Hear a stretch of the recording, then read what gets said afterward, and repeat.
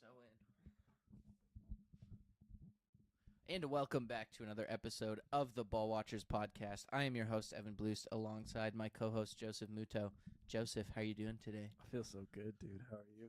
Doing good. I'm excited. The draft is approaching. We're 3 weeks out. I mean, we were just talking about it, talking about some interesting stuff that could happen at the end of the first round. I mean, I'm thrilled. We're getting into it today, but this is just the tip of the iceberg, Joseph. We've got a full draft preview episode coming next week, and then our mock draft. We're only 2 episodes away from the mock draft. That might be my favorite episode every year. That's got to be up there, I think. So good.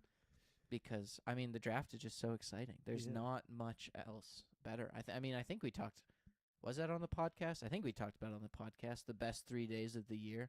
Yeah. Week 1.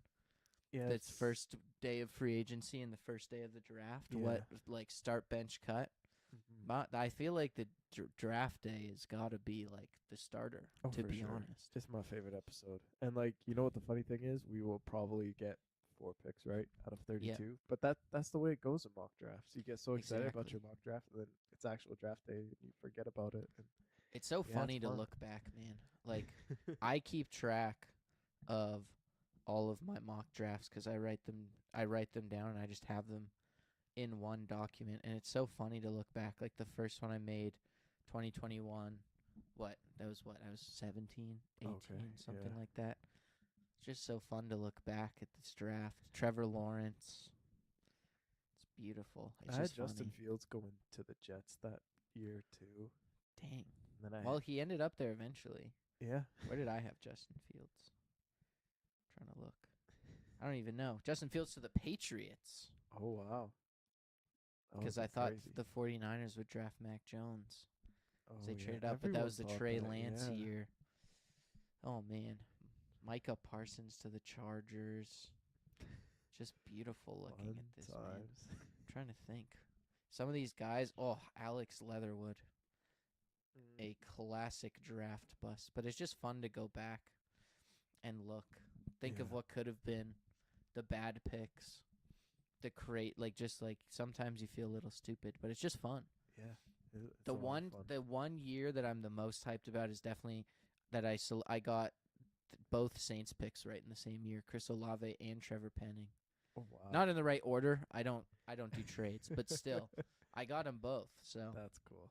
big, but it's tough. Yeah, we'll see. We'll definitely have to compare who got more picks right on the draft recap show, but I don't think either of us did very good last year. No, So, terrible. and this year, honestly, will probably be even more difficult because of the fact that I don't know. It seems like teams have very different grades on guys. Like I think there'll be some guys who just shoot up draft boards who you're not expecting. Some guys might fall way farther than you think. Like who knows?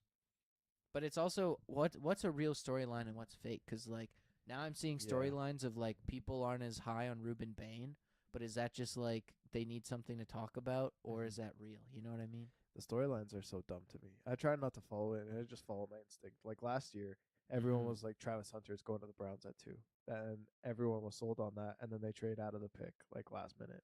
Like they were never in on him basically. They were looking to move down the whole time. So you never know what's real and what's fake. It's deceiving. Yeah, it's you never know. You almost just need to block out all the draft news. Yeah. Go to the analysts, see what they say. But anything in the news is probably wrong. Even some of the analysts, man, I'm like, I don't know. I'm suspicious. Like I look at some of these boards, I'm like, there's no shot, man. Yeah. But I don't know. They know more than me because they actually talk to people on these teams, and I'm just sitting in my basement guessing. But I don't know. Sometimes you look at it and like that's insane. Mhm. Anyways, today we are going through every team's biggest need going into the draft. We're talking about positions. We're not going to talk about, well, I'm sure we'll talk about specific players, but we're not like, it's not going to be like a matching kind of game. It's just Yeah. what each team's biggest position of need is. A nice little draft primer before we get into a bit more about the prospects and stuff next week and how the draft might shake out, Yeah. of course, the following week. So before we get into that, though, Joseph, we have a couple news stories we got to hit here. Kirk Cousins, ultimate bag getter, as people know. 1 year, $20 million deal with the Raiders. I actually really like this for the Raiders. Oh, I love this move for the Raiders. And this, to me, has Tom Brady written all over it. And I love it for that fact because Brady's been very public in saying that college programs don't know how to develop quarterbacks properly. And this is the exact move that the Raiders need in order to develop Fernando Mendoza, which is what they're looking to do. Like, I said it 2 or 3 weeks ago on like the questions episode. It's like we need to start benching rookie quarterbacks and have them start week 8, week 9, and that's exactly what you allow Fernando Mendoza to do. And you have a veteran guy in Kirk Cousins, who is not prime Kirk Cousins by any means, but he is a good enough regular season quarterback to put up big numbers in a Clint Kubiak style offense for the veteran minimum. Now, I don't really understand how this contract works. It's a 1.3 minimum and then they have to pay him an extra 10 million during at March at the end of the season. But if they choose to keep him or cut him, that it's just a gray area to me, but regardless, it's a small investment. But yeah, I love this move. I think Kirk Cousins is going to flourish in this system and I really think he could put up some big numbers and I love this move for the Raiders. Yeah, I think it's great as well. The money doesn't matter. It's a 1-year deal. The Raiders have lots of money.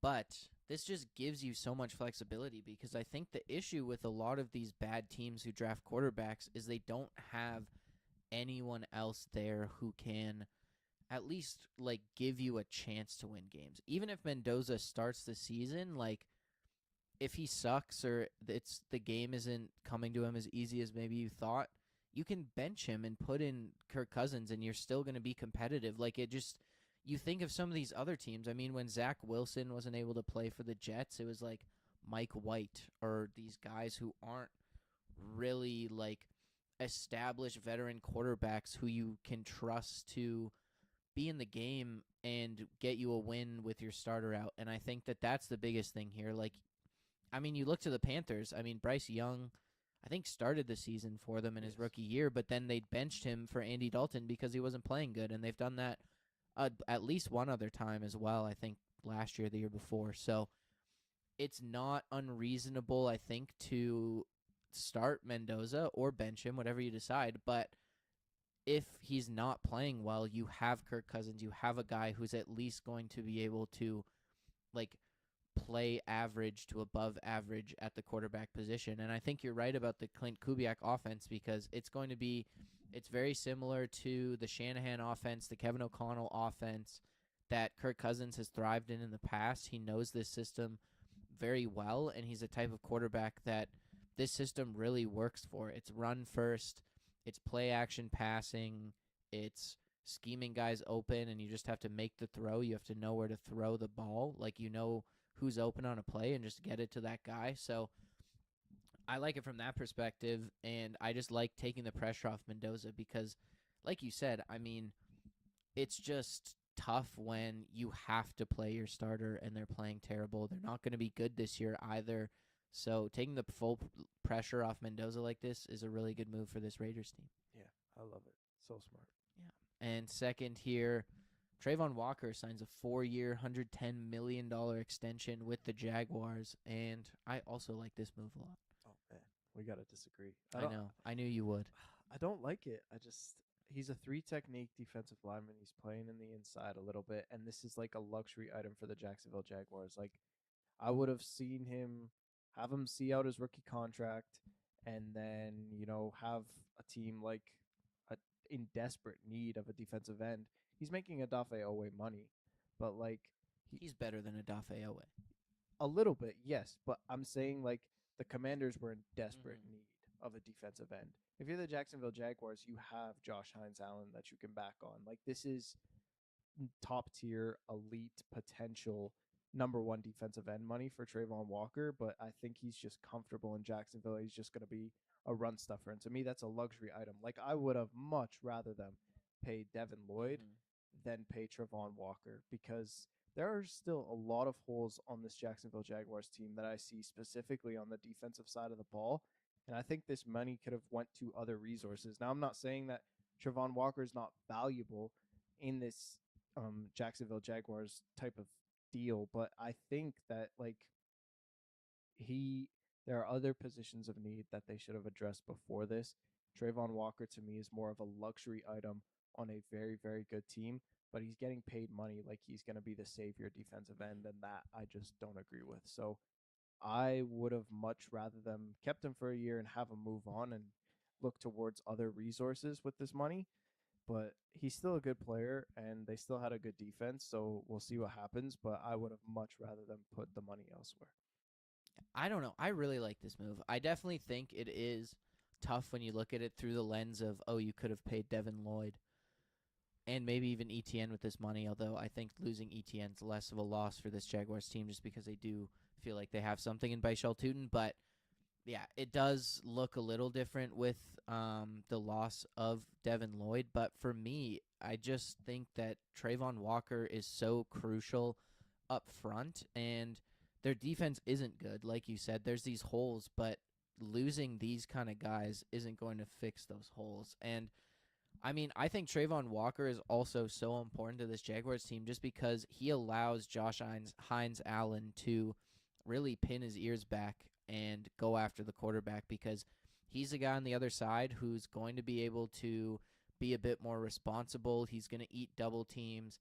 He's going to be there to stop the run. And again, run stopping, like I've said, just gives you such a high floor as a defensive end because it allows you to be on the field every single down, and then you get more chances to disrupt plays. And he has such a high floor as a run stopper, and he's been really productive as a pass rusher. I think he's had 10 sacks, at least plus 10 plus sacks the last 2 seasons. So I really like it for the Jags. I think he's just the perfect partner for Josh Hines Allen. He does the dirty work and lets Josh Hines Allen be the number one pass rusher and put up those huge pass rushing numbers. So that's kind of where my head goes is, yes, he is a bit more of a luxury, but at the same time, I think he is really a valuable piece of this defense, and they like it has to stop somewhere with letting these guys go. So I like it.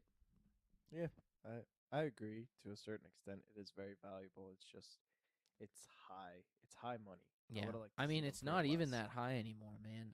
I guess so. These edge rushing contracts are pushing $45 million at Mhm. this point. This is like high middle class This is defensive crazy. end. Yeah, Like they're making a lot.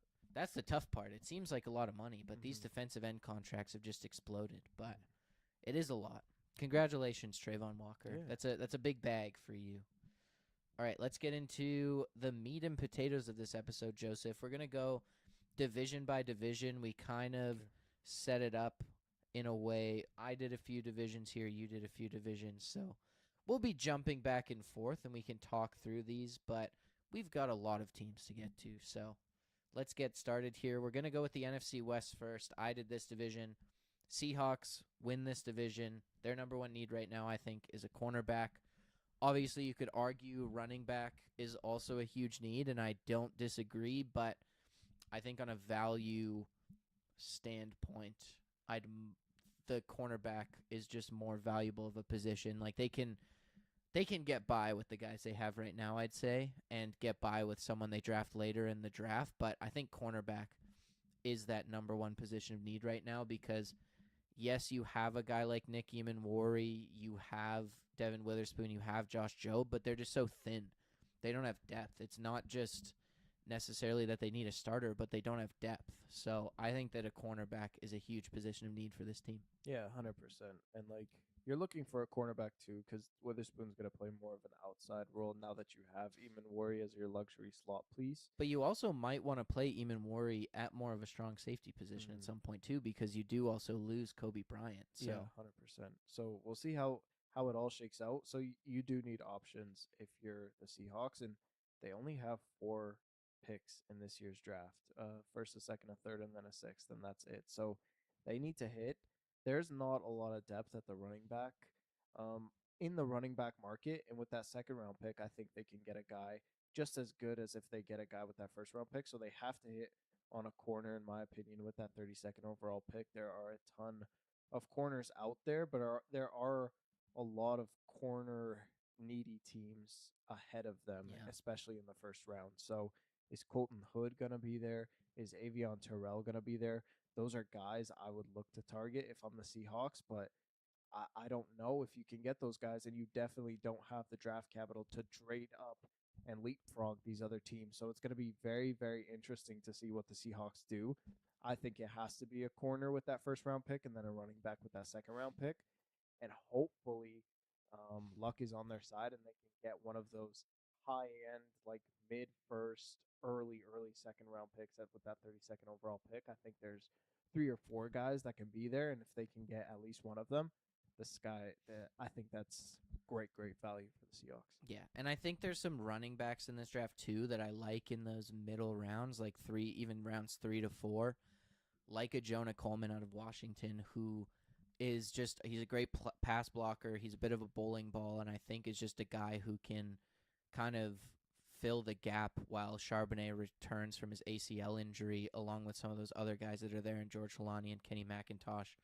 But those corners, you need a guy who's a starting caliber corner for sure. So that's going to have to be their first pick there. And I don't know. I love the idea of them drafting D'Angelo Pons at number 32. I know he's a guy who hasn't really been talked about. He's a bit smaller, but I don't care, man. He's a baller, and he put a lot of good film on tape this year. He won the national championship and was a big part of the reason that Indiana team won. So I like that at the end of the first round there. Next team, the 49ers. They come up a little short this year. They made the playoffs. They were really solid, especially considering their injuries. But another team where I think their biggest need is cornerback. Diamador Lenore was a bit embarrassed by JSN throughout the season. And again, a team with no real depth at that position. Yeah, 100%. This is a team that can take one of the Seahawks guys for sure. They also need like secondary help in general. So if a guy like Emmanuel McNeil Warren is there at 27, which he is dropping a lot out of Toledo, they should easily snatch him up. But there's lots of guys that the 49ers need, but there's good quality players that pick 27 that they have. So they also need offensive tackle. Could that be Caleb Lomu out of Utah or Blake Miller out of Clemson? Those couple of guys who can pair up with Trent Williams and potentially be his replacement. But they also need a lot of cornerback depth. So Colton Hood, Avion Terrell, guys like that, D'Angelo Pons. It's going to be a pick of the litter for the 49ers. At that point there, I would just take best available player if I'm the 49ers. Like, who do you think is going to have an immediate impact? Because the 49ers, they will always need depth no matter what. And you cannot go wrong because you have a lot of needs and a lot of very, very talented guys at pick 27 who I think are going to be there. Yeah, exactly. And you drafted Michael Williams. Is that his name? Yep. Last year out of Georgia. So you have that, in theory, edge rushing partner for Bosa. But there's definitely some holes on that defense. They played well as a unit, but, I mean, you lose Robert Saleh as well. So I think that requires a bit of an upgrade in the talent department. And offensive tackle is just not as big of an immediate need, I'd say, just because Trent Williams is still going to be there at least for this season. So I wouldn't be surprised if they took a tackle at that position, but it's also not as dire of a need, I would say, as a cornerback. Next up is the Rams. I have right tackle here. This was one of the harder ones for me to pick a position just because it feels like when you go over the Rams starters, like they're pretty damn good. And like linebacker was another one that I thought about, but at the same time, their linebackers, although I don't know if a lot of people would know their names, played well last year for them. I don't really think that was like an issue versus like right now your right tackle is a 5th round pick. Like I feel like there's definitely room to upgrade at that position if I'm the Rams. But receiver might also be something they look into just because who knows what's going on with Puka Nacua right now. Yeah, the Puka Nacua story is absolutely crazy, and right tackle should absolutely be the number one position of need. They need to beef up that offensive line a little bit because Stafford has been under a lot of pressure ever since he won that Super Bowl. So, and Andrew Whitworth retired. So I like the idea of right tackle. They can go Spencer Fanu, who I think is going to be there. They can go Monroe Freeling if they're looking for a more project player. But at 13, like when are the LA Rams going to get the 13th overall pick again? Like this should just be a splash player. I think they should trade whoever up. they think is the best. Yeah, for sure. Like I think they should trade up, and if they need an immediate linebacker need, they should leapfrog the Cowboys, maybe drop into the top 10 and get a guy like Sonny Styles if he's still there. a wide receiver potentially. A lot of people like Makai Lemon to the Rams and how he's going to fit that system. I like Kenyon Sadiq to the Rams, even though they drafted a tight end last year in the second round. There's just so many options that the Rams can go with at 13. I mean, the Falcons have just gifted the Rams with an I hate absolute it so beautiful much. pick. So yes, they should go like a Spencer Fano or a Monroe Freeling with that 13th overall pick, but they're not going to get this high of a draft pick again for the next like 3 years, basically. They should just make a splash, get even more depth, and I think they are going to set this draft on fire, especially if they trade up and get like a blue chip prospect. It's going to be game over for the rest of the league. Or they can be like the Eagles in the past where someone falls, they just Mm-hmm. snatch them up, like if a Caleb Downs or something That would be slipping. wild. Oh, that would make me so mad. It's just like it would be one thing if they traded the 29th pick and they didn't have the 13th pick and you get Trent McDuffie and it's like, damn, that's a really good trade. But then Yeah. to get Trent McDuffie and then still have the 13th overall pick just makes me so angry. But the Falcons. There's a reason I think their GM got fired. Oh, for sure. Last in the NFC West, the Cardinals. And for this, it's obvious it's a quarterback. And I mean, speaking of the Rams, they're lucky there's not a quarterback in that range because I think there'd be a lot of pressure, and now they just get to do whatever the hell they want. But for the Cardinals, again, they have the 3rd overall pick. They're not drafting a quarterback there, but that is definitely still their biggest need after cutting Kyler Murray. Yeah, 100%. I think the Cardinals are basically in no man's land. They don't have a lot to work with. So with that 3rd overall pick, I'm just taking best available player. And to me, what I would do is just take whoever the Jets don't. So whether it's Arbel Reese or David Bailey, I would take the opposite of whoever's still on the board there. And then they have the 2nd overall pick in the 2nd round. So that's where you can get Ty Simpson. A lot of mock drafts having them trading up in the 1st round. You don't need to do Don't that. draft Ty Simpson. Any team. This is a notice to all teams. Don't draft Ty Simpson in the 1st round. I just don't know. I guess they have Jacoby Brissett, and that's not terrible, but like they're just with no one, and they just see a young quarterback with um a Mike LaFleur coaching system with that McVay tree, and I think they're enticed to, and I think that they will. It's just a matter of will he fit the system. I don't think that he will. He does have a lot of weapons at his disposal, but still, I don't like Ty Simpson either. But at the same time, the Cardinals are in a good position. Like they should just build around their quarterback of the future, and whether that is Ty Simpson or whether that is someone else in 2027, they have a very very good foundation. Like Marvin Harrison has been a very bust of a pick, but he's still a good foundational piece that you could build He's around. still solid. Yeah, he's still solid for sure. And Michael Wilson as a wide receiver too is incredible. Trey McBride's the best tight end in football, and you have very very good running backs. You have a great left tackle in Paris Johnson. Like that offense can be functional. I think you just invest heavily in that defense. You make sure that Josh Sweat has a running mate with a David Bailey or an Arvell Reese, and then you just have the quarterback come in next year and you have basically all the pieces. So the Cardinals are in a weird position, especially because their division is so tricky. But I think come next year they can be serious contenders. Yeah, they'll have the pick essentially of 2 out of David Bailey, Arvell Reese, and Ruben Bain, whoever the Jets don't draft, presumably. Obviously, the Jets could go in a completely different direction, but that seems like the consensus is that they draft one of those guys. So you kind of have your pick of the litter at the top of the 1st round there, and then another high 2nd round pick. And I mean, Jacoby Brissett is a type of guy who, if you want to be bad next season, he'll at least make you look respectable. Like you're not going to be horrible, even if you're not good. So I think that it's like he can tide you over. You'll still probably be pretty bad till 2027, but then there's a ton of quarterbacks in theory that are coming out next year. I mean, that's what we said about this year, last year. So who knows? But in theory, you have Arch Manning, you have Dante Moore. Like, there's lots of guys coming out next year. So we'll see. All right, Joseph, why don't we move to the NFC North? All right, NFC North. So for the Lions, I have offensive tackle as their number one need.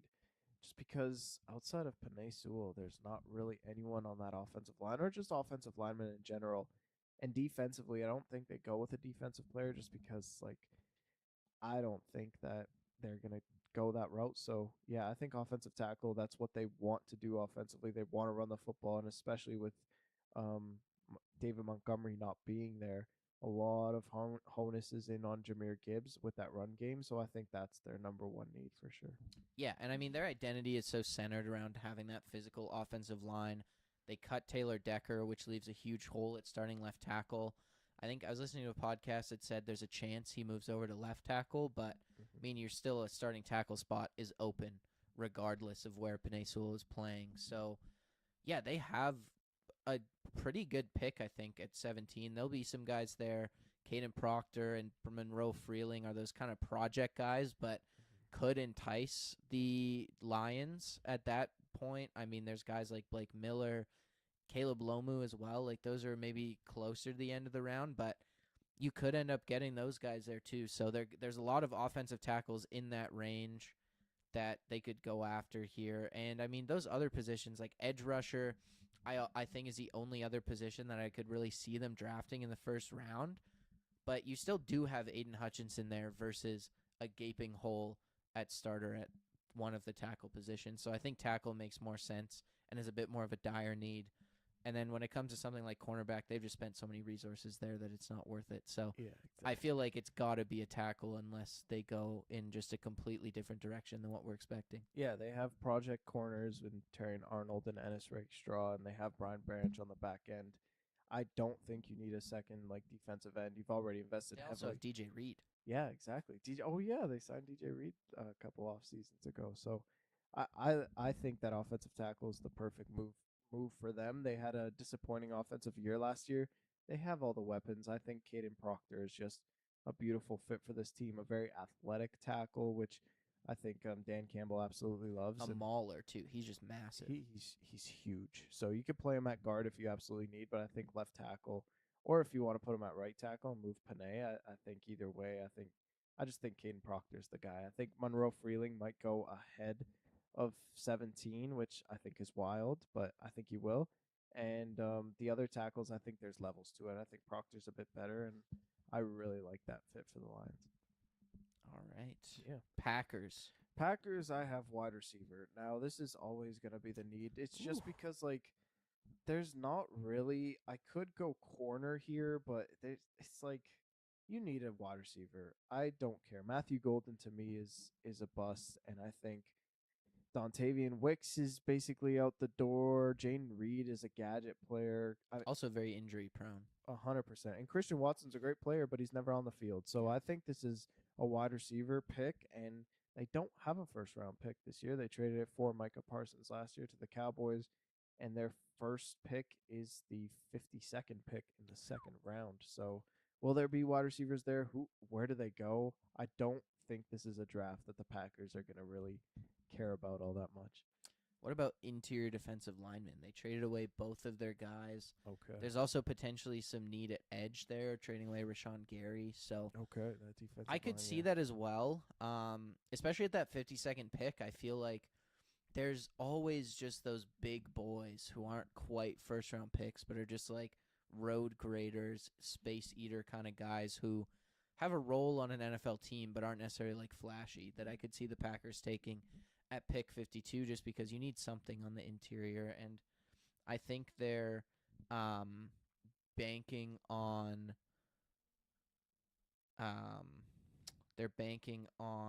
Lucas Van Ness to take a step and kind of go where Rashawn Gary was. Mm-hmm. But yeah, I don't know. It's going to be an interesting draft. I like receiver. That's really interesting because they did draft Matthew Golden just a year ago, but you lose Romeo Doubs, and it's still just that biggest question mark. They don't have a guy who can take over the game. Yeah, it's very frustrating, and I don't like it one bit for the Packers. But I just think like even if they absolutely need a wide receiver, these middle guys are going to be gone. Like I think Amari Cooper is going to be He'll be almost a first round pick for sure.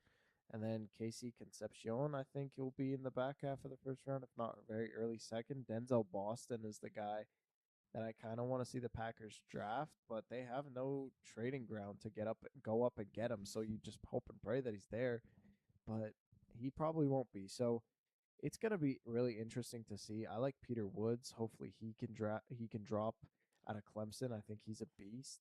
But there's just like not a lot of guys on the interior specifically that I think teams really want, so that may be a direction that they can go in. They've also been in talks to trade for Dexter Lawrence after he requested a trade. So Ridiculous. yeah, who knows what's gonna happen with the Packers? I feel like it's just a mad draft for them because they have so many great pieces. It's just about putting together this great team and making a Super Bowl run. So, and I don't think it's going to happen in one draft, especially this weaker of a class. Yeah, exactly. They're already a very good team. They don't really need to like nail this draft pick. So No. they're in a good spot, I would say overall.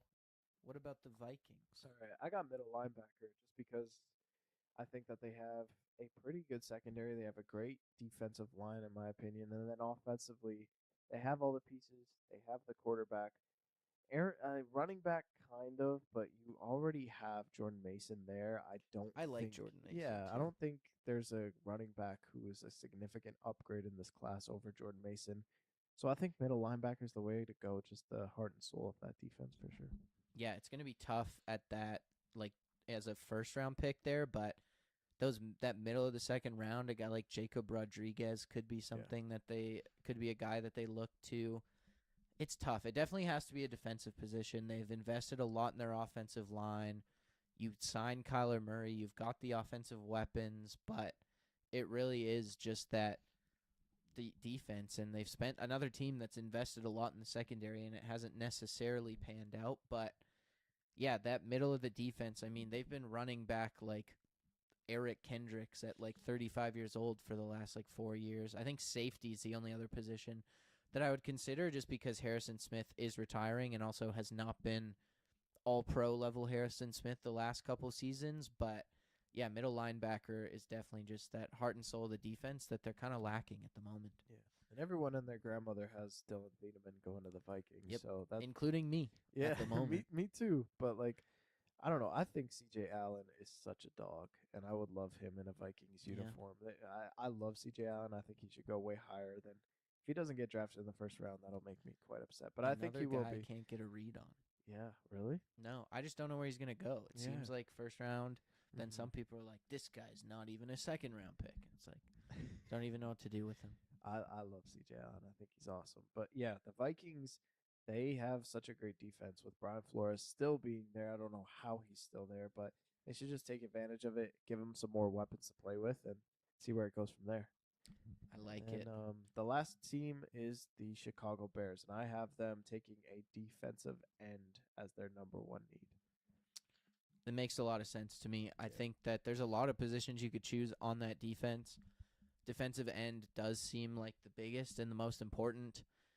Corner's a weird one because if Jalen Johnson comes back from injury, that's a guy who you can really rely on. You've seen them really do well. They lost Nashawn Wright, who I thought was really good for them last season. I was kind of surprised they let him go, to be honest. But yeah, I think defensive end, you need someone to pair with Montez Sweat. And Montez Sweat also just hasn't been that good, to be honest. So you need something. I would say defensive line as a whole, too, is big because, I don't know, I could see them, interior defensive line is a position I could see them drafting early as well in this draft. But there's a lot of those late first round, like defensive tackles and defensive ends. So again, they'll kind of have a good crop of guys who kind of grade out in that area to pick from. Yeah, and the Bears have 4 picks in the top 100. So those should all be defensive players. And that Yeah. DJ Moore trade really, really helps them. So you just take best available defensive lineman, regardless of if it's an end or a defensive tackle with that 25th overall pick. So if a guy like Cassius Howell is there, who I'm very, very high on out of Texas A&M, you pair him up with Montez Sweat. If a guy like Caleb Banks is there out of Florida, you pair him up with Grady Jarrett. Peter Woods, too. Peter Woods would be absolutely awesome. You could get him in the second round potentially too. So Possibly. I think the sky's the limit for Chicago in this draft. They invested all their resources in the offense last draft with Colson Loveland and Luther Burden with those first 2 picks that they have. They should do the opposite because they literally I don't think they have a hole offensively at any position. So it should all be on that defense. Get a couple defensive linemen, get a corner, and I think the sky's the limit for Chicago. Seriously. Yeah, if their defense can just be a little better, they'll be a tough team to beat again next season. Yeah. All right, let's move to the NFC South, starting with the Panthers, division winners. I have safety here. I think defensive position is definitely what they're going to go for, but it feels like every other position on that defense, they have like a solid starter. Like they have J.C. Horn, you have Derek Brown, you have Jalen Phillips, you have Devin Lloyd. Like you have at least a guy at every position except safety. Like Trayvon Merrick is solid. He's more of an in-the-box guy, and I feel like a free safety over the top is kind of that biggest position of need here. Their offense feels solid. You have a guy who can, in Rasheed Walker, who they signed, who can play in replacement of Ike Ekwonu this season. Like, it just feels like it needs to be a defensive position, and I think that safety is just the biggest weakness here, especially kind of that free safety position. And where they're picking in the first round, Emmanuel McNeil-Warren makes a lot of sense there, and he's going to be there. Yeah, I think the Panthers can just take best available player because, like you said, like I don't know a specific like dire need that the Panthers absolutely need. Like even if you look off the offensive side of the ball, like you have Ted McMillan and Jalen Coker, you have Sanders as your tight end, you have Chuba Hubbard as your running back. Like you have it all offensively basically, and defensively it's the same thing. So I would just take best available player who's going to make an immediate impact and just make this team better. You can go for a running mate with Jalen Phillips. You can go with a safety with Trevon Morik. You could take a corner too if that's available. Like whoever you think is the best available player, I would absolutely take them. So if that's Kenyon Sadiq, if that's Makai Lemon if he falls, if that's Amar Cooper or something, if that's Ione out of Penn State as your interior offensive lineman, like just take the best available player because you don't have a lot of needs that you have to fill. So with that 19th overall pick, you can go all in and make this team even better. Yeah, I agree with that. I think they could. They're a bit of a berserker team in the middle of the draft there. Maybe they can trade their first round pick to China and get leg lengthening surgery for Bryce Young. He'd be an MVP candidate if he was like 4 inches taller. Just add a little bit of height. That's all he needs. Would he be able to recover before the season, I guess, is the big question. Huge question. Next up is the Buccaneers. I went edge here. They actually have a decent crop of corners, which I kind of thought was the biggest position in need here. But Zion McCollum, I love. If he can stay healthy. They drafted Benjamin Morrison in the second round last year. Like, they have some guys. I think middle linebacker's the other glaring need, but for me, it's just they don't have any juice off the edge, and I think that takes precedence over drafting a middle linebacker, in my opinion. And I think that Yaya Diaby's been okay for them, but like when you have a guy like Vita Vea, he commands double teams, and if you just have like a good edge rusher, he could be so productive there, and they just don't have that at all. Yeah, they're picking in such a weird position to It's almost too high to get anything, but then too low to get like the top guys. 100%. That's exactly what I was thinking and where I was going.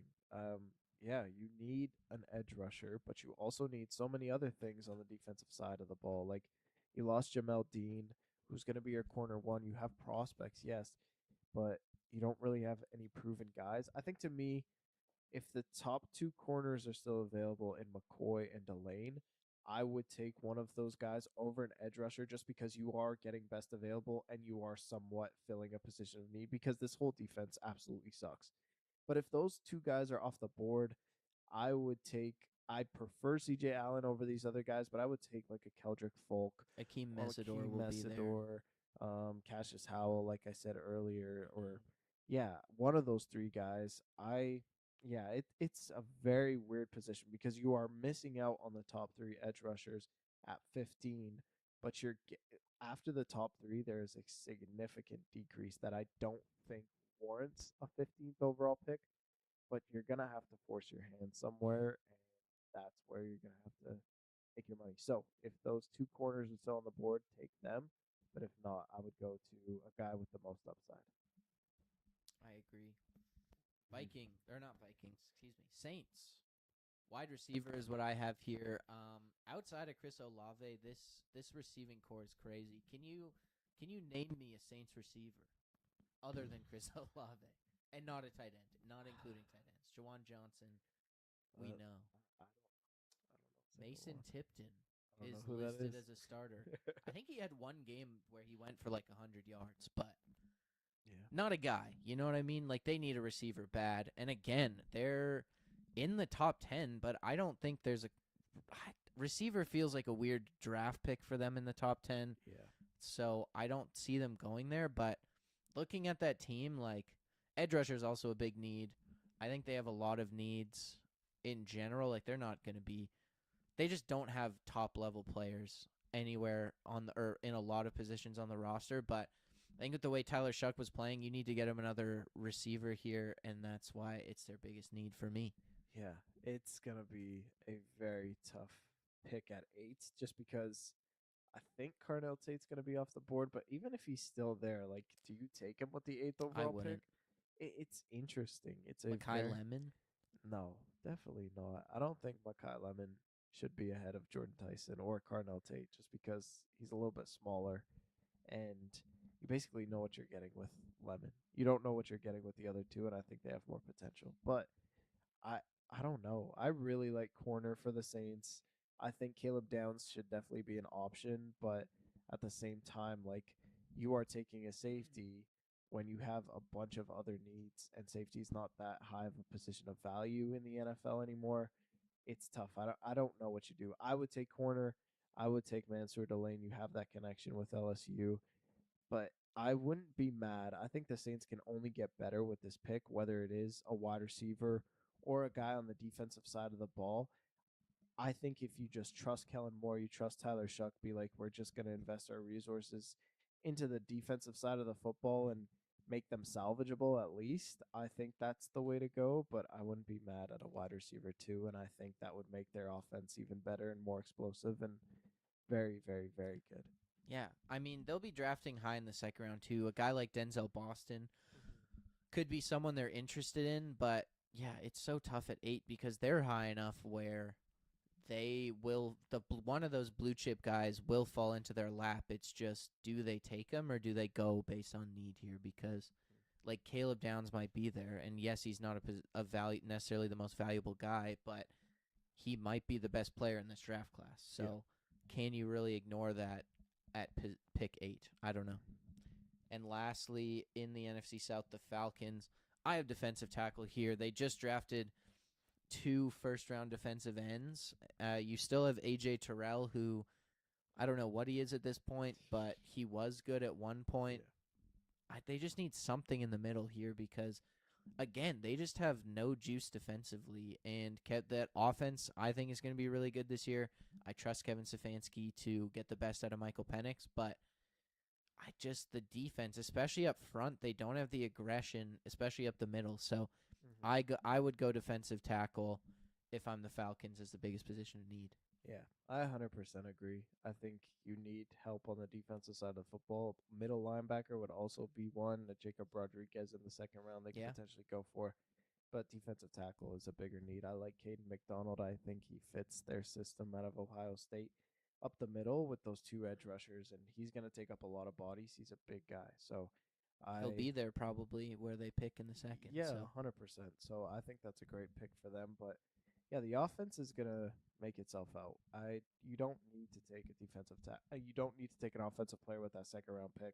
The fact that you're losing on your first round pick really, really stings. But at the same time, I think you just make do, and you don't have a ton of needs if you're the Falcons. You just need to put the chemistry together, and I think if you just add another guy on that defensive line, another body, it's gonna really serve them well. I hope James Pierce Jr. was worth it, Falcons. All right, Joseph. Last team in the NFC East. Okay. Cowboys, I have cornerback. I think that they desperately need a corner. They have a pretty good defensive line, and middle linebacker is more of a luxury, but that secondary is absolutely brutal. I can't name a single guy outside of Deron Bland on that secondary. And with the 12th overall pick, I think they have their pick of one of the 2 elite corners in this draft class. Yeah, I 100% agree. I also think if Caleb Downs somehow falls to 12, that makes a ton of sense for that team. It's just the whole secondary's bad. I do really like the idea of them drafting a linebacker, but they have 2 first-round picks. That would be their other position. I think corners a bigger need, though, definitely. Again, another team where the offense is just fine. Their offensive line's so good, too. Like, they're stacked offensively. So, entirely focusing on the defense, I think, in this draft. And number one is going to be corner for me. They just need a number one corner. I don't trust Deron Bland at all. I don't. So, like, No. you need someone. He can be good as, like, covering the number two receiver because he can jump routes on a guy who's not as good. But, like, you need someone to be your number one corner. So, if Mansour Delane falls into their lap, I think that's an easy. You're running that pick up to Roger Goodell. So, For sure. I think corner's the biggest need for them, and they have 2 first-round picks. I mean, they can go draft 2 corners if they wanted. So Oh, that'd be fun. they're in. It would be interesting. I doubt they do that, but they could if they Mhm. wanted to. So they're in a good position in this draft here to address defense in the first round. So yeah, I agree. Corner. Yeah, these 2 picks have to be. They have to really, really hit because they don't have a second because of Quinnen Williams, and they have a late third that they traded for with the 49ers because their original third got traded to George Pickens. So they have to hit on these 2 first round draft picks, and I think if Sonny Styles falls to 12, it's an absolute miracle. He's the next Micah Parsons, basically, and that would be very, very fitting. But if not, you take one of those corners and then you take a defensive end with that 20th overall pick. I love Akeem Messidor to the Cowboys. I think that would be a great pairing with Rashad Gary, just because when you have that number one corner, you have the number two in Deron Bland. You could take a safety, and McNeil Warren's probably going to be there, but if you have that defensive end to just beef up that defensive line, I mean, you're talking about Gary, Clark, Williams, and then another rookie defensive end. I mean, that's a great, great defensive line. So Sounds nasty. yeah, it is nasty, but I love it for the Cowboys. They need defense, and if they can hit on this draft, they're going to be a very dangerous team this I find myself being very intrigued by the Cowboys, and I don't like it year. at all. Who's up next? All right, we got the Eagles, and I have interior offensive line. I didn't want to say offensive tackle just because they have 2 of the best in the game at this moment in Lane Johnson and Jordan Mailata. But that could also be a need just because those guys are both injury prone. They're kind of getting up there in age. But I said interior offensive line just because they don't have anyone. I think Cam Jurgens had a very bad year last year. Landon Dickerson was hurt all year, and their defense is solid. So I think that's their number one need. Yeah. I don't know. That one's going to be tough. I personally am very high on Vega Wyone, so I don't think he'll be there at 23 or wherever they pick. And then, I don't know. That feels like a second-round pick. I don't think they're drafting that in the first round, but it's definitely a need because you saw how much that offensive line affected how Saquon Barkley played last year, so you need to address that position because Saquon Barkley's a guy who can hit home runs, but he's also a guy who dances around behind the line of scrimmage, and if guys are getting there before he hits the line of scrimmage, he's going to take negative yards at some point. So you need that beefy offensive line to give Saquon the holes to run through. So I agree. Offensive line somewhere. I think tackle is definitely reasonable as well. I kind of think that's the direction they're going to go in the first round here, but anywhere along that offensive line is definitely where they need to be spending some draft picks. Yeah, 100%. And these tackles this year I find are so versatile that a lot of them can play guard. Like Spencer Fano can play guard. I don't think he's going to be there for sure, but Caden Ken Proctor. Proctor can play guard. Lots of those guys. So you can put them at guard, and then once one of these tackles retires, you can definitely put them at tackle. Kind of like what Tyler Smith did in his time in Dallas. He played tackle for a while, then Zach Martin retires, and then he gets played to his natural position in guard. So I like it. I think there's gonna be their pick of the litter in the back half of the first round. The kid out of Arizona State, I can't name his name, but that's a guy who I think is jumping up a lot of boards, and the guy I really really like. Caleb Lomu, Blake Miller, like there's a lot of guys that aren't necessarily first round picks, but the need is just so dire for offensive linemen that they are going to be first round picks. So you need bodies on that offensive line. You need to get depth because that's exactly what you need to do. Like Evan said, your whole offense depends on the running game and keeping Jalen Hurts up, and that's what they should invest in. Yeah, and Howie Roseman, I mean, he drafted Cam Jurgens before Cam Jurgens needed to play, so you could see that potentially with a guy like Blake Miller or something who gets drafted and then sits behind Lane Johnson. Yeah. Even Monroe Freeling, that could, like the project kind of guys, they can just sit for a year behind a guy like Lane Johnson and just learn and then start once Lane Johnson retires. Could be an interesting move. That'd be very good. Foresight. Yes. All right, I got the Giants with middle linebacker Yep. just because they lost Bobby Okereke, and the rest of the defense, like they have names, like they have a great defensive line in the secondary. Still has Deontay Banks, who I still believe in. Still has Paulson Adebo, who I still believe in. Still has Javon Holland at the safety position. So outside of middle linebacker, they have no holes, and then offensively, I think they have a good offensive line actually. If Andrew Thomas can stay healthy, obviously, and then they have weapons and they have great running backs. So I think the middle linebacker spot's the only weakness of this Giants team, honestly. They're in the perfect position to draft the best one in Yeah. Sonny Styles. So I really like it from that point of view. I totally agree. Yeah, I don't know. I guess offensive line would be the other position, but Yeah. they'll be able to pick that up in like the second round or something. They have options, and I personally think the Dexter Lawrence trade rumors are bullshit. So Okay. I don't think he's going anywhere. Yeah. And they're not going to need to replace him in this draft. So I definitely think middle linebacker is where you go, and you hope that John Harbaugh can make this team actually play up to their potential for once. Yeah. I wouldn't be shocked if it's Caleb Downs just because Harbaugh wants that next Kyle Hamilton, and that's perfect for what he wants, and Caleb Downs is basically a replica in my opinion. But I think Sonny Styles and Caleb Downs are interchangeable talent wise, and this by drafting Sonny Styles, you are addressing more of a need. But by cutting Bobby Okereke, that really hurts, and you just have that heart and soul at the defensive spot. So I really like it for the Giants as well. And for the Commanders, I have cornerback. I think offensively they're fine. They don't wow me necessarily, but at the same time, it's the seventh overall pick, and unless Jeremiah Love falls to 7, which I don't think he will, you don't really need to draft anything on the offensive side of the ball.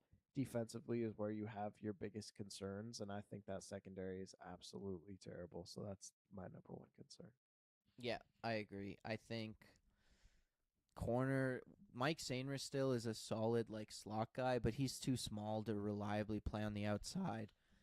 And then there's no one. They drafted a guy in the second round last year, but there's just not names. There's not anything. And yeah, I mean, defensive end is another position where I really think that there's a big hole for this Washington team, but corner is just as valuable in my opinion. So I think that's pretty interchangeable there. And I mean, again, they're in a spot where they can kind of take the best guy left out For of those sure. kind of top 10 prospects. So they're not in a bad spot there. I think that they could fall into the Jeremiah Love trap if he falls down that far, which is a risky move in my opinion, but at the same time could be a good fit beside Jane Daniels, take a bit of the pressure off him. But if they do that, they're just banking on their defense being terrible. So the more intelligent move, I would say, is probably, or maybe the more safe move is probably to take a defensive player, Yeah. probably a cornerback or a defensive end. Yeah, they should take one of the two for sure. I think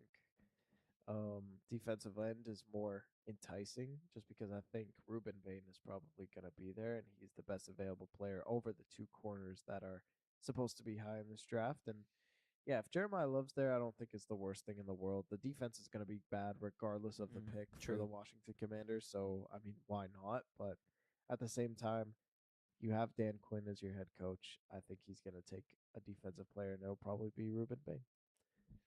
I like it. All right, let's move into the AFC. That's one division or one conference covered. Nice. Start with the AFC West here. The Chargers. I have interior offensive line. I think this is a no-brainer.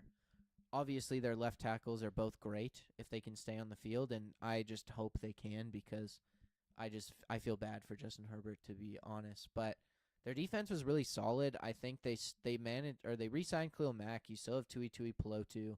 Like, I'm obviously losing Jesse Minter's a huge loss, but you can't replace him in the draft. So I think you go into your offensive line here. I don't think Vega Ione is going to be there. Like I said, I really like him, and I think he's going to go early.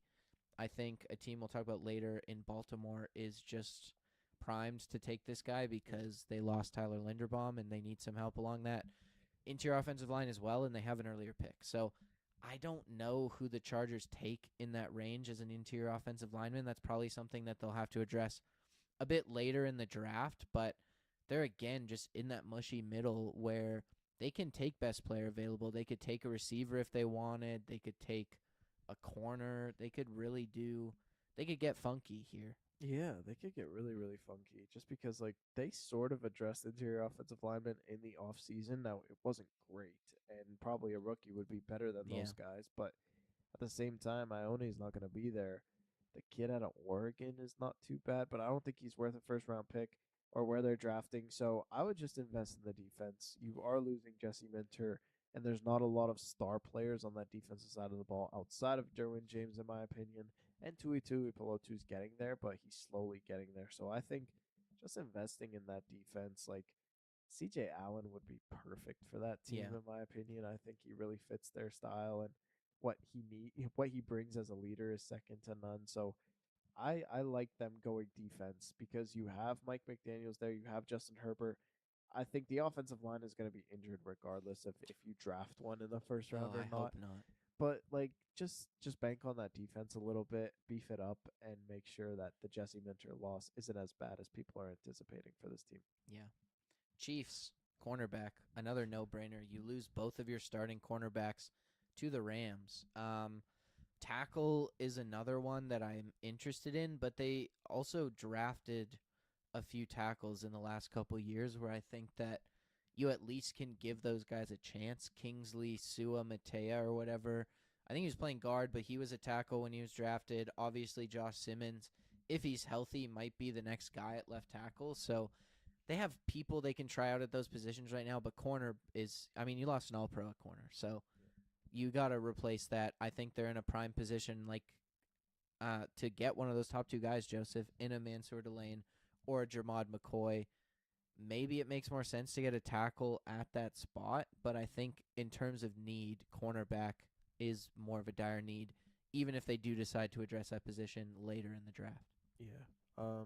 I would shift it. I would take a tackle at 9 just because I think I would too.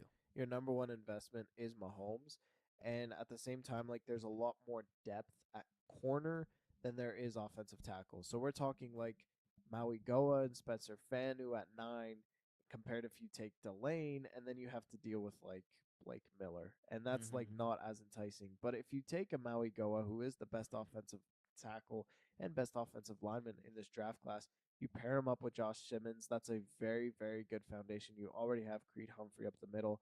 And then you can take project guys like Colton Hood, Avion Terrell, D'Angelo Pons. They also have the 40th overall pick in the second round, so they could take two corners back to back. Yeah, Brandon Cease will be in that area as well, for sure, especially in the second. So just trust Steve Spagnuolo to develop these corners. That's basically why you got rid of your starting two corners, because you think you can develop them, and they have been very good at developing them. Keep that trend up. Take a blue chip prospect with that 9th overall pick. You don't need a day one ready corner right away, but you do need that in the offensive line, and I think that's the direction they should go in, especially with that 9th pick. Yeah, I 100% agree. They do have guys there, which is kind of why I didn't put it as their biggest need, but if you're in that top 10 position, when else are you going to be in there? Take the blue chip tackle when you can. The Raiders, quarterback, simple. I don't think we have to say much about it. Welcome to Las Vegas, Fernando Mendoza. And the Broncos, tight end, I think is their biggest need here.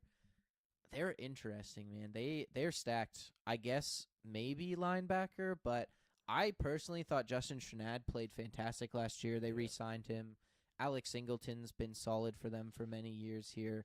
They draft Jahdae Barron last year at corner. They have solid safeties. They lose John Franklin Myers, so maybe you go with a defensive tackle, but I really think tight end's the biggest need because Evan Ingram just did not work out for this team at all last year, and I think you just need someone to be that safety blanket for Bo Nix. And R.J. Harvey's a really good receiving back and can do some of that, but I just think you want a reliable guy at tight end. I think Eli Stowers is a guy who the Broncos don't have a first-round pick, but end of the second round, Stowers might be there. That could be a fit, and that's a guy who could split snaps with a Evan Ingram early on. I don't think he's someone who needs to start right away. He's also a guy who potentially might play receiver and can play in the slot for you as well. So he's versatile. I like adding a weapon like that to the Broncos, but I think that tight end is the biggest need. This is another team that is really hard to pick. Yeah, Stowers is a great pick to the Broncos. That's what I was gonna say. But like, yeah, you hit it right on the coffin. They don't have their first or their third because they traded both for Jalen Waddle, and you just it's a luxury pick with that second round pick. So take a Stowers, take anyone. Honestly, the Broncos are gonna be legit if they add Stowers to this offense. It's gonna be sure firepower, and they are the sky's the limit for this team. So Yeah. this draft doesn't really concern them. They're looking to bigger and better things, and I love it for the Broncos. All right. I love it. AFC North, Joseph, let's start with your Steelers. Okay, mine is the quarterback position. What? It's rough, but you don't think Aaron Rodgers is the answer? Aaron Rodgers is technically not on the team, so this is why it is a man. need for Yeah. the quarterback position. So, yeah, we're not even gonna address. I hope we don't address it. This draft. Ty Simpson? That would be absolutely stupid. But yeah, You've learned your lesson Mhm. on Alabama quarterback. Or not Alabama quarterbacks, but just like overrated first round quarterbacks with the Steelers. It's like, yeah, I'm just done. But yeah, quarterback is their number one need, and yeah. it will be for a very long time. Yep. Another team who can address it or shouldn't address it in the first round, let's say.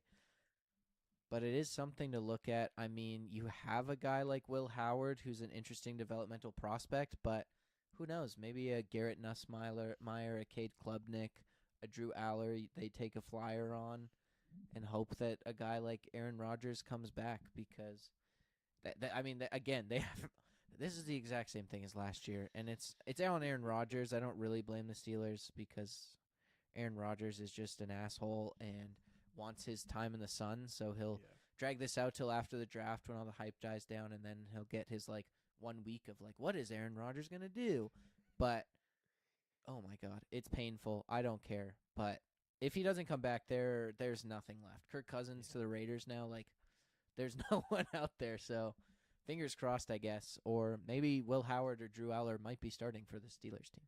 Yeah, I would love Will Howard to start. I don't want to draft a Nussmeier or a Beck or an Aller just because I trust Will Howard a lot, and I don't want to waste picks. And we have 10 picks this year, so it's going to be You might be able to waste a pick, man. maybe potentially if those guys are in the 5th or 6th round. But I don't know what we do with our first round pick. I'm hoping and I'm praying that Jordan Tyson's going to be there, and I'm praying that the injury is going to shake teams out and make them not want to draft. That would be fun. Jordan Tyson, which would be awesome. But outside of that, there's really nowhere to go. I'd love Ione to fall as well, but he's not gonna fall. So if those two guys are off the board, I really don't care who we draft. Honestly, Denzel Boston would be pretty cool, but I don't think we will. He's not a first round pick in my opinion. Really? I'm not high on Denzel Boston. I'm kind of high on him. I prefer him over a Mark Cooper, but that's just me. They're very different players. I don't They know. are. Denzel Boston, it's just that the deep threat, no mid-tier athleticism by NFL standard is just it's tough unless you're a Drake London or a Carnell Tate. So I don't know. I'm skeptical, but yeah, the Steelers are a weird one. I think I have them going offensive line just because I don't know why not. Their offensive line is weird, but they've also invested so heavily in that it's hard to just continually put first round picks into that offensive line. So who knows? But yeah, let's move on to the Ravens. Yeah, I got interior offensive line as well just because they lost Tyler Linderbaum, and I think that their defense is pretty much set. So offensively is where I'm looking at, and their number one need is that offensive line. Yeah, they're too low to get one of the premier pass rushing guys, which would have been interesting. But yeah, Vega Waoni to this team feels like the biggest no-brainer in this draft, in my opinion, the more I've thought about it. I kind of think the Bengals could be in on him as well. Ooh, but nice. If he's still there, I think it's the biggest no-brainer. You lose Tyler Linderbaum, and the interior of that line just was not good last year, and they want to run the football. They want to be physical. You want to protect Lamar Jackson because he's another guy who struggles with injuries. So I think that interior offensive line, huge no-brainer. Yeah, me too. Would they take Fano over him if he's there? Ooh, interesting. I don't know. I kind of think no. Okay. Because Falele or whatever his name is, the right tackle, I think played really well for them.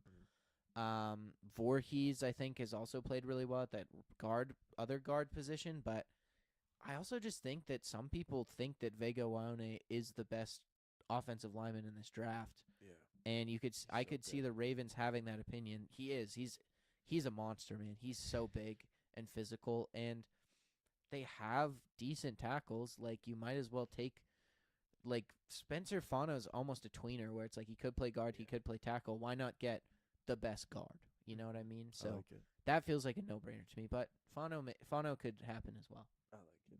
All right, for the Browns, I have wide receiver just because a lot of people have them taking an offensive tackle with the 6th overall pick.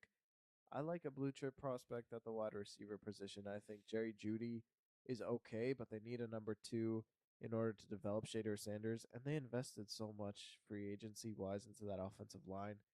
It should be no doubt that their number 1 goal should be getting the wide receiver position right in this draft. Yeah, I agree. I think that again, they have some guys that really intrigue me. Jerry Judy's interesting. Cedric Tillman is really the guy that just tickles my fancy, to be honest. But he's never been able to be consistently that number 1 guy. And regardless of who's at quarterback, they need someone to be able to be that reliable number 1 receiver. And I mean, again, a team with 2 first-round picks in this draft where they definitely can get someone intriguing at least. I still think they go offensive line early in this draft just because of where they're picking. I don't really think any of the receivers are worth the 6th overall pick. And they had to redo that whole offensive line this offseason, so I think it just makes sense to go offensive lineman early. But the back end of that first round, I think, is a receiver for sure. Yeah. I would flip it. I think they should take Carnell Tate 6th overall. I think he's going to be there just because you know what you're getting and you're getting an alpha wide receiver. Like, how long can Jerry Judy be that for you? And if you have a young quarterback wide receiver duo in Cleveland, you give your fans hope. And then that 24th overall pick, there's going to be lots of offensive linemen on that back end, and you're superseding other teams like the Chiefs if they want to go that route, the 49ers, especially the Houston Texans, who you're picking ahead of 1 spot up. So I think you could take offensive line there. If you're getting into that 24th overall pick, you're hoping Amari Cooper is going to drop to you. I don't know if that's necessarily the case. It depends on what the other teams do with the wide receivers. The wide receiver position is more iffy to me in this draft.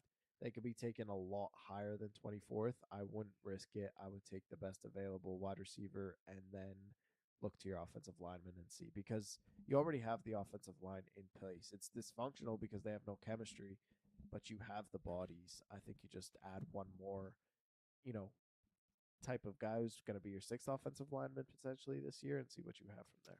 Oh, man. I just feel like it makes, I don't know. For me, I would just rather have the protection for Shador because the receivers are good enough where they'll be open. You have Harold Fannin as well. Like, there's guys who will be there. It's just, will they have enough time to get the ball there? And I think that drafting a lineman makes more sense in my opinion, but it's tough. I don't know. It is one of those things where that second pick is going to be like, okay, it addressed a need, but it's not necessarily like the most exciting guy in the world. So, yeah, it all comes down to that 6th overall pick. I just like Francis Mauigoa a lot. I think he's really solid as a tackle, and I don't know. I'm not sold on Carnell Tate either, so I think that it makes more sense in my opinion. But Cool. wide receiver in that 6th pick I could also easily see that happening. Yeah. And then Bengals, I have defensive end, just basically Any defensive position, man. defensive position. Like, Just take out end. Just Yeah. defensive. That's all we need.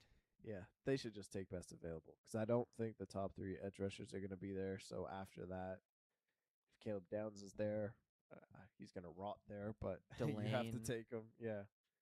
McCoy, if he's there, and Mansour is not. So, yeah, you just have to go defense. Yeah. Ruben Bain could be there at 10. I think that's Potentially. risk or iffy that he is, but if he is, that seems like a no-brainer for the Bengals. Yeah. It's a bit high for that next tier of edge rushers is my only concern. Like, I don't think Akeem Mesidor as the 10th overall pick is a valid selection, but defensive end, I mean, you bring in Mafe, but you also lose Hendrickson. You need someone to play on that other side. They've drafted a lot of interior defensive linemen in the last couple years, so they need something on the outside to actually get to the quarterback, and then, yeah, basically any position in the secondary. So At least they can just go best player available at the 10th overall pick there. Yeah, that'd be awesome.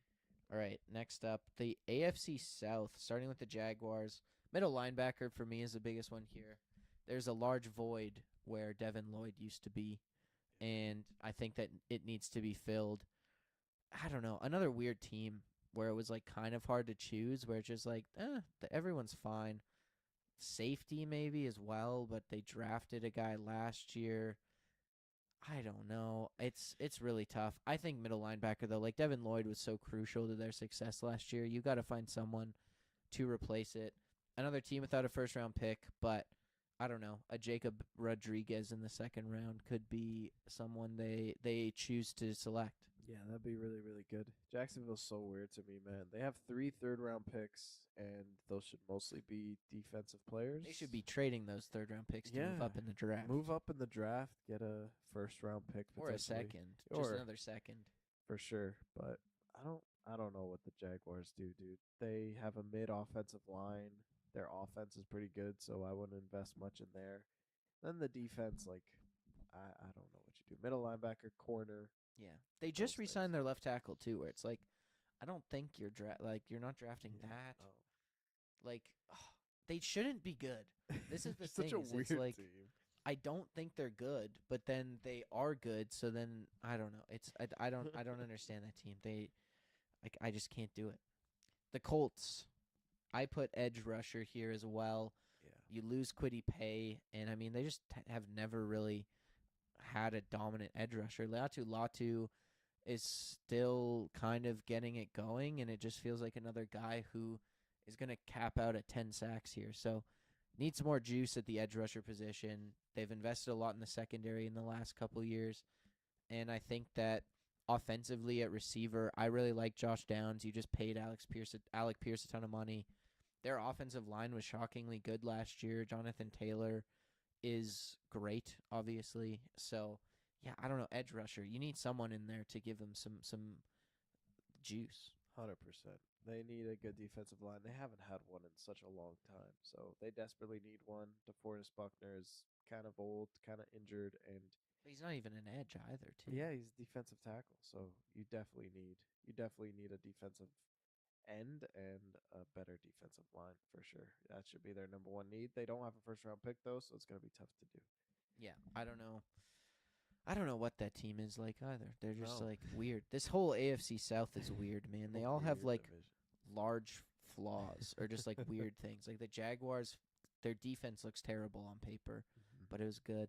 The Colts are just like weird in general, and then the Texans, which is up next, is just like a goated defense, and then like their offensive line is horrific. But I actually put their biggest need as defensive tackle, which I feel like is shocking because I have harped on this team for their bad offensive line for ages, but they finally actually invest in their offensive line. Ariante Ursary, I think they hit on in the second round last year.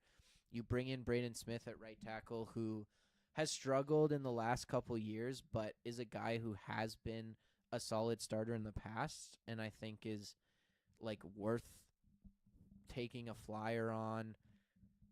Maybe interior offensive line, but I just think that defensive tackle feels like a bigger need to me, and part of that is because if you get a great, like a really solid defensive tackle, like that defense is just impenetrable, and then the offense doesn't have to be as good. So give me a defensive tackle. I like a Caleb Banks or a Peter Woods at the end of the first round for this team. That'd be very, very fun.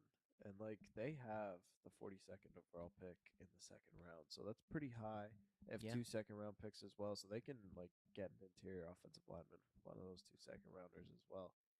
I like Sheldon Rankins, who they have as their primary defensive tackle, but he's kind of old, and so I love this position of need that you came up with. It's more of a depth thing. Yeah, for sure. They need depth, especially on the interior, and to shut down the run, especially. It can't just be on Henry To'oTo'o and Azeez Al-Shaair. So I love this move. It just makes their defense that much better. And, yeah, this is going to be a crazy good team. Yeah. Again. Especially defensively, man. It's going to be intriguing. I think their offense will be better, though.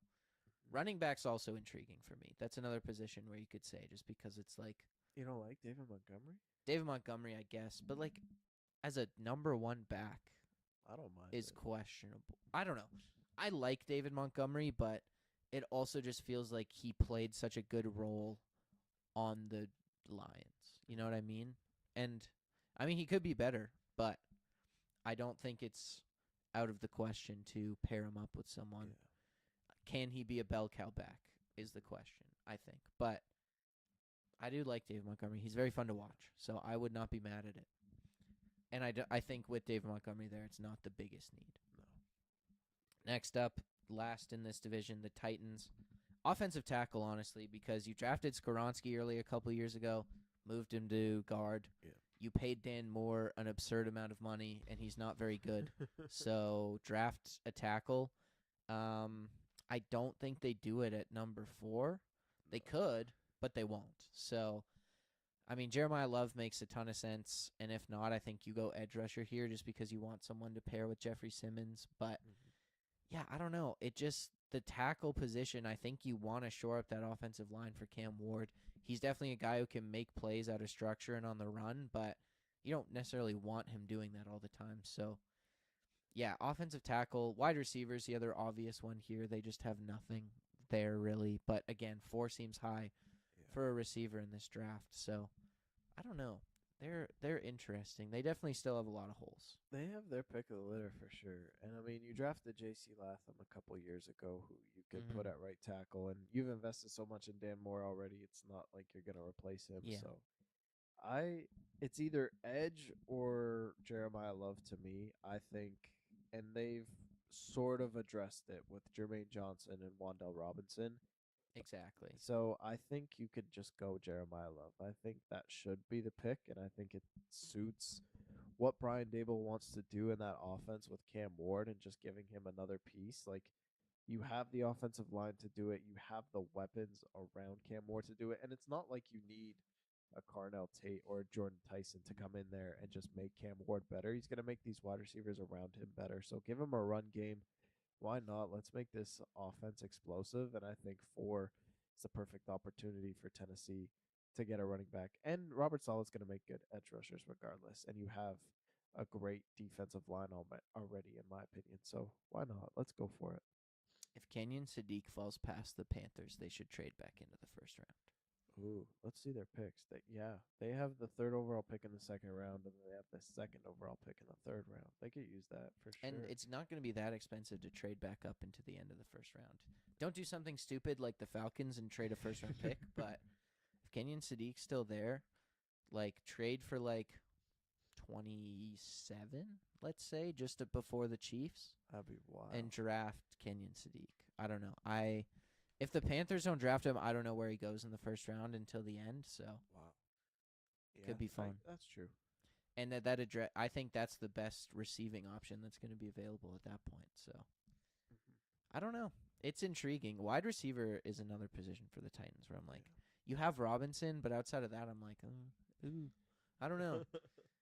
But you're right. They address those positions, and that's, I think, kind of why I feel like offensive tackle is a big need, too, is just because they address those positions, and it feels like they just don't have a guy at left tackle especially. So, I don't know. But let's go to the last division here, Joseph. Starting with the Patriots, they have the 31st overall pick this year. Yeah, I have an offensive tackle just because Morgan Moses is getting up there in age, and Will Campbell is Will Campbell, and Will Campbell's getting overhated, man. I hate this narrative. He started playing bad after he hurt his knee.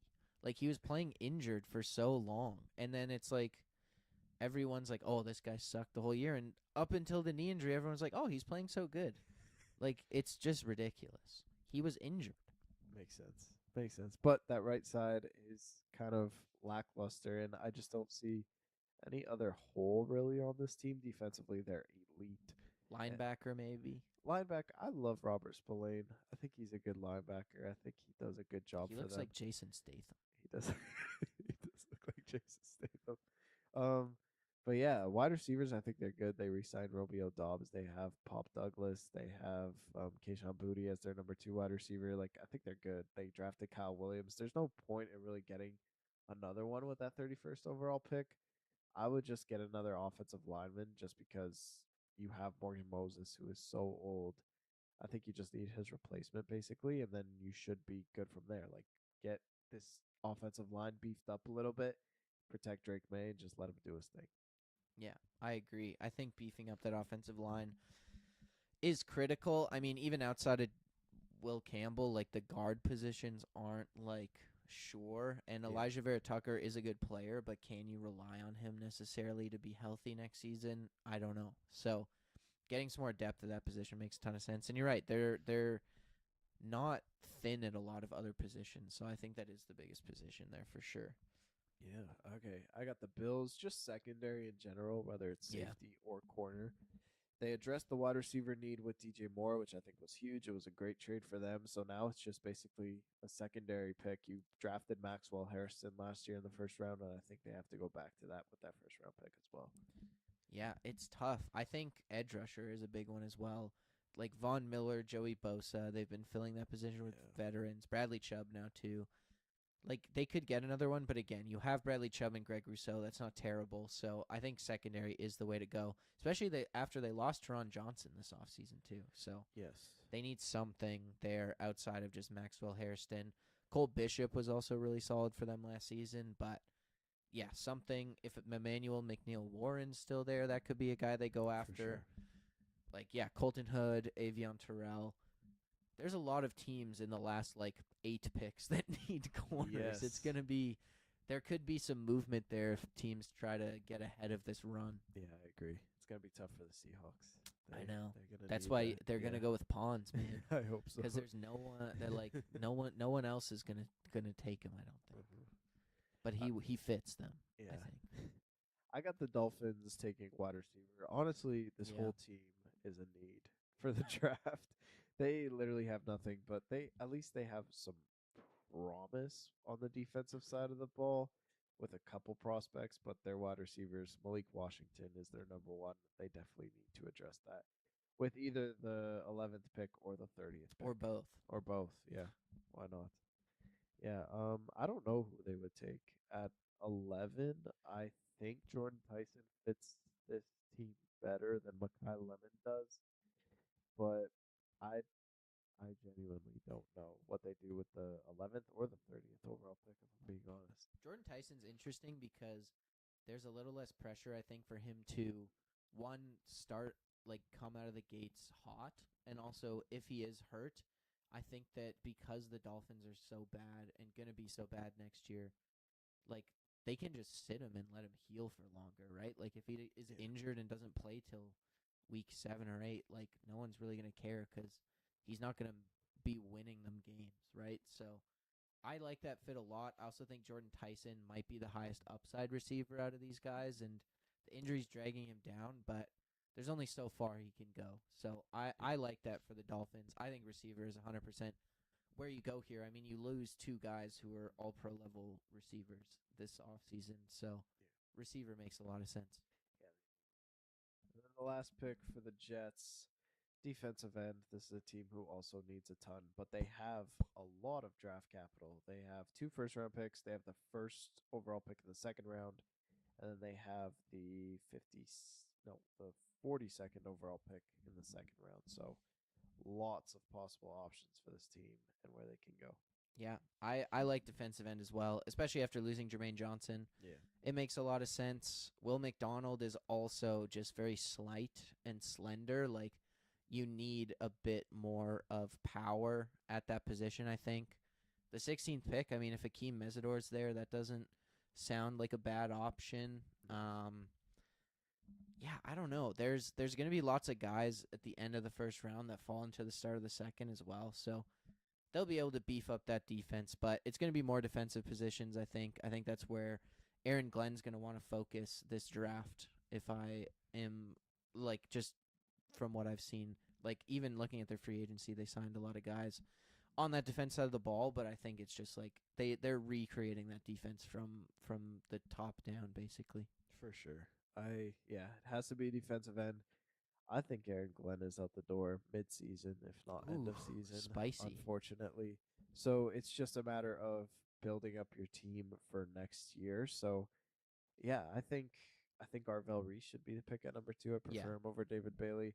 That 16th overall pick, I would love a wide receiver too, just to make sure that your future quarterback has some potential with pass catchers, and then you could just go crazy on the defensive end with those 2 other second round picks. So I think they're turning a new leaf. I don't think Aaron Glenn gives them much, and I don't think there's much hope for him as the new Jets coach. So they're going to be bad this year, but come next year, if they get that first overall pick, they get that quarterback, and they build around that quarterback in this year's draft, we might be saying a couple different things about the Jets. So we'll see. It's a long shot because it's the Jets, but I like the direction that they're heading. My thing with Aaron Glenn is why let him do so much change to the roster if you're not going to keep him around past this season? Like, that's the one thing where it's questionable for me if he gets fired in the middle of the season. But again, if they let him make all these changes and they still suck, then I could see it. But yeah, I don't know. I don't know why I went straight to the 16th pick. Obviously, they're going to draft an edge rusher at number 2, be it Ruben Bain, David Bailey, or Arvell Reese. I mean, they could double up if they wanted to. But They could.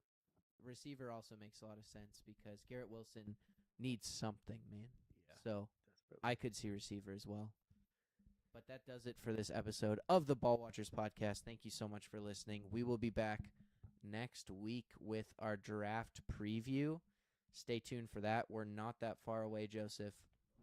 I cannot wait. I have my last final on the 23rd, and then I just get to go home and watch the NFL draft. So this is perfect timing for me.